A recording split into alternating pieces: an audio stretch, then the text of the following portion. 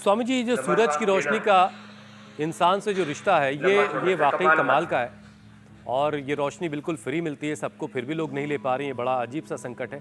लेकिन स्वामी जी, ये शाम के वक्त अभी आपने जो एक बात कही, सूरज ढलने के साथ साथ बहुत सारे लोगों को जो डिप्रेशन होता है, इसकी क्या वजह है?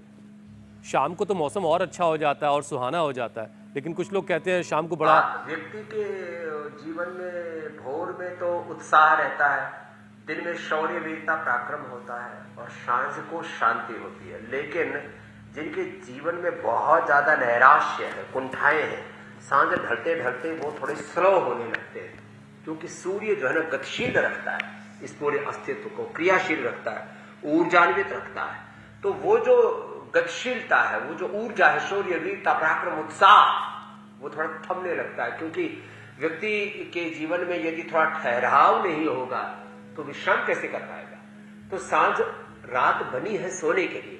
इसलिए मैंने कई बार एक योग दर्शन का सूत्र उच्चारित किया है, प्रकाश क्रिया स्थितिशीलम भूतेन्द्रियात्मकम भोगार्थम दृश्यम। इसलिए जिनके जीवन में पहले से बहुत ज्यादा ठहराव है, नैराश्य कुंठाएं हैं, उनको फिर सांझ के समय योग कर लेना चाहिए, थोड़ा दौड़ लेना चाहिए, थोड़ी एक्सरसाइज कर लेनी चाहिए। इस तरह से करते रहेंगे तो फिर ये जो बहुत अधिक ठहराव आ जाता है, नैराश्य कुंठा आ जाती है, वो उससे उभर पाएंगे।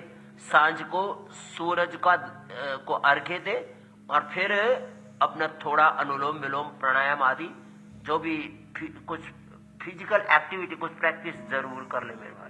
तो सूर्य की रोशनी आपकी एनर्जी को, आपको चैनलाइज, अगर आपके अंदर नेगेटिविटी है उसे दूर करेगी, एनर्जी को चैनलाइज करेगी। और शाम के वक्त अगर आप बहुत डिमोटिवेटेड या फिर मायूस सा महसूस कर रहे हैं, डिप्रेस्ड महसूस कर रहे हैं, तो स्वामी जी ने उपाय आपको बता दिए हैं।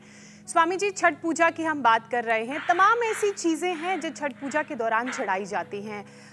खेतों में अगर आर्सनी की बात की जाए वो मिलती है, सीजनल फल सब्जी अंकुरित। इसके अलावा स्वामी जी, साइंटिफिक महत्व बहुत है इन सारी चीज़ों का। तो एक बार फिर से आप ये लोगों को समझाइए कि सेहत के लिए ये सारी सीजनल चीज़ें कैसे और कितनी ज़रूरी हैं, और डिमेंशिया को किस हद तक कारगर किया जा सकता है इनकी मदद से। हाँ, ये तो डिमेंशिया, अल्जाइमर, पार्किंसंस और छोटे छोटे बच्चों में जो ऑटिज्म हो रहा है, उसके लिए एक तो सूर्य नमस्कार के साथ साथ में छोटे बच्चों को तो ये शीर्षासन भी कर लेना चाहिए। ये बड़ा गजब का है, ये ऐसे।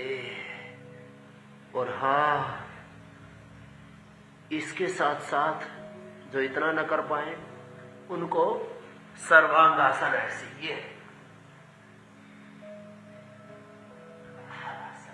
और हाँ, इतना भी न कर पाए तो कम से कम ये मरकट आसन, ये तो गजब का है। पैर ऐसे मोड़ करके एक तरफ गर्दन दूसरी तरफ पैर। तो सुबह है, खाली पेट को उठ करके आंवला, एलोवेरा, गिलोय, गोधन, अर्क और हनी का प्रयोग तो मैं बताता ही, और शौचालय से निवृत्त होकर के 1 चम्मच गोघृत पान कर लेना। कभी भी जिंदगी में कब्ज नहीं होगा, कभी भी जिंदगी में कोई कमजोरी नहीं रहेगी, कभी भी पार्किंसंस, अल्जाइमर, डिमेंशिया जैसे रोग नहीं होंगे। और हाँ, ये जो भी हम शाक सब्जियां फल छठ पूजा में जो प्रकृति का प्रतिनिधित्व करते हैं, ऐसे सारे शाक सब्जियां फल, जैसे कि हम पहले बता चुके, गन्ने से लेकर के, मूली से लेकर के, सिंघाड़ा से लेकर के, चकोतरा हो, संतरा हो, नींबू हो, आंवला हो, ये सारे जो फलों का एक समुच्चय है, शाक सब्जियों का जो पूरा एक प्रवाह है।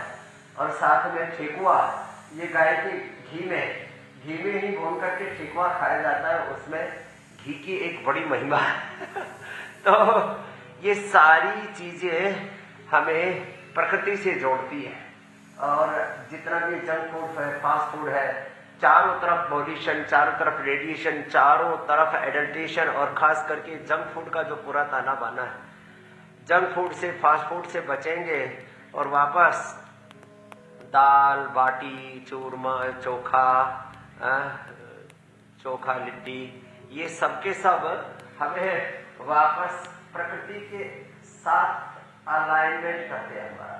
और यदि ये हमारा ठीक रहा ना, तो फिर जो आपने कहा ये डिमेंशिया हो जाए, ये ब्रेन नर्वस सिस्टम की डिसऑर्डर्स है, उनसे हम बच पाएंगे। और ये मरकटासन बहुत जरूरी है। मरकटासन जो है, और पहले जो हमने किया भुजंग आसन, और इतना कर लेने से तो, और सभी के लिए एक बार तो हम ये करवा ही देते हैं, बैठ करके स्थित कोणासन चक्रासन, लेट करके अर्धलासन, पादासन, द्विचक्रिकासन, चाहे दोनों पैरों से कर ले या एक एक पैर से ऐसे गोल घुमा ले, तो चाहे पूरी बॉडी साइज में स्ट्रक्चर करेक्ट, हार्डवेयर सॉफ्टवेयर सब एकदम परफेक्ट। अब देखिए, आप लोग रोज़ाना स्वामी जी को देखते हैं, उनसे बहुत कुछ सीखते हैं, और बहुत सारे लोग ऐसे हैं कि सिर्फ प्रणाम करके ही वो चाहते हैं कि सेहतमंद रहें, लेकिन आपको रोज़ाना योग तो करना ही होगा। आप स्वामी जी कहीं भी हो दुनिया में, उन्होंने अपनी लाइफ स्टाइल कभी बिगड़ने नहीं दी। जिस वक्त पर जो करना है वो करना है, चाहे इसके लिए कुछ भी दुनिया इधर से उधर हो जाए, कोई फ़र्क नहीं पड़ता। बहरहाल, लेकिन आपकी ज़िंदगी में ऐसा नहीं है। 4 बजे पहुंचा हूँ, तब भी देखो अभी आपके साथ योग कर रहा हूँ, बिल्कुल पूरी बिल्कुल शिद्दत के बिल्कुल। साथ।